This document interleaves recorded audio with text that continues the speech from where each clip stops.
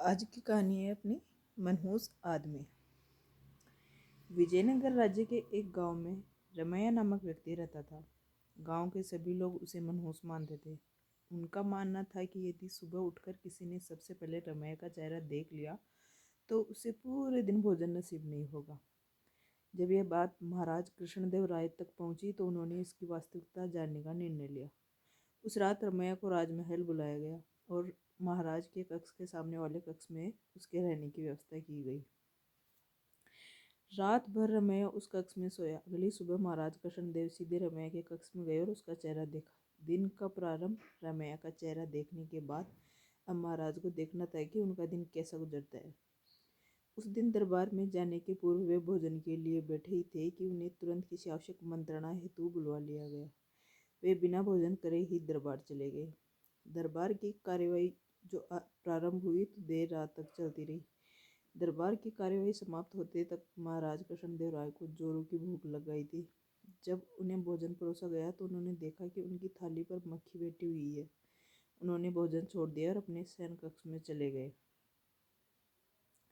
कुछ देर बाद रसोइया जब पुनः भोजन बनाकर लाया तब तक उनकी भूख मर चुकी थी। वे बिना खाए ही सो गए। जब महाराज को विश्वास हो गया कि रमैया मनहूस है, उन्होंने उसे फांसी पर चढ़ा देने का आदेश दे दिया।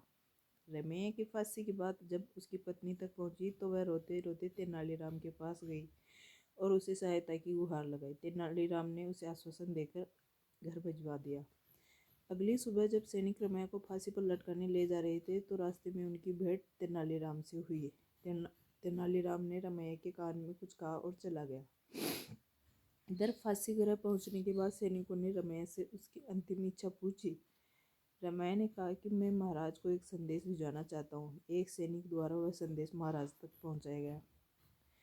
संदेश इस प्रकार था। महाराज, सुबह सबसे पहले मेरा चेहरा देखने से किसी को पूरे दिन भोजन नसीब नहीं होता, लेकिन महाराज आपका मुंह देखने पर तो जीवन से हाथ धोना पड़ता है। बताइए ऐसे में ज़्यादा मनहूस कौन है। संदेश पढ़ने के बाद महाराज को अपनी अंधविश्वासी सोच पर शर्म आई और उन्होंने सैनिक से कहकर रमैया को बुलाया। पूछा कि उसे ऐसा संदेश भेजने का परामर्श किसने दिया था। रमैया ने तेनालीराम का नाम लिया। महाराज तेनालीराम की बुद्धिमत्ता से बहुत प्रसन्न हुए। उन्होंने रमैया की फांसी की सजा निरस्त कर दी और तेनालीराम को पुरस्कृत किया। इस तरह तेनालीराम की वजह से रमैया के प्राण बच पाए। सीख: अंधविश्वास से हमेशा दूर रहना चाहिए। धन्यवाद।